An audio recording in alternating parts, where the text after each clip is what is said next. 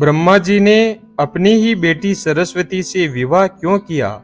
हिंदू धर्म के दो ग्रंथों सरस्वती पुराण और मत्स्य पुराण में सृष्टि के रचयिता ब्रह्मा का अपनी ही बेटी सरस्वती से विवाह करने का प्रसंग है, जिसके फलस्वरूप इस धरती के प्रथम मानव मनु का जन्म हुआ।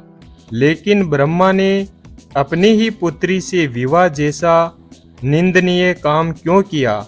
इसका जवाब जानने के लिए पढ़ते हैं पुराणों में वर्णित कथा।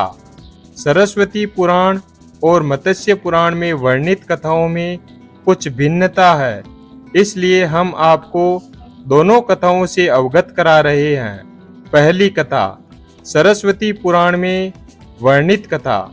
सरस्वती पुराण के अनुसार सृष्टि की रचना करते समय ब्रह्मा ने सीधे अपने वीर्य से सरस्वती को जन्म दिया था।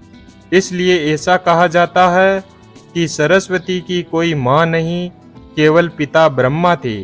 सरस्वती को विद्या की देवी कहा जाता है, लेकिन विद्या की यह देवी बेहद खूबसूरत और आकर्षक थी कि स्वयं ब्रह्मा भी सरस्वती के आकर्षण से खुद को बचाकर नहीं रख पाए और उन्हें अपनी अर्धांगिनी बनाने पर विचार करने लगे।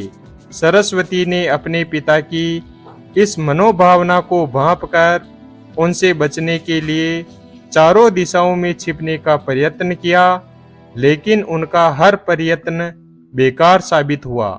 इसलिए विवश होकर उन्हें अपने पिता के साथ विवाह करना पड़ा। ब्रह्मा और सरस्वती करीब 100 वर्षों तक एक जंगल में पति पत्नी की तरह रहे। इन दोनों का एक पुत्र भी हुआ, जिसका नाम रखा गया था स्वयंभू मनु। दूसरी कथा, मत्स्य पुराण में वर्णित कथा। इसके विपरीत मत्स्य पुराण के अनुसार ब्रह्मा के 5 सिर थे। कहा जाता है कि जब ब्रह्मा ने सृष्टि की रचना की तो वह इस समस्त ब्रह्मांड में अकेले थे। ऐसे में उन्होंने अपने मुख से सरस्वती, सनद्य, ब्राह्मी को उत्पन्न किया।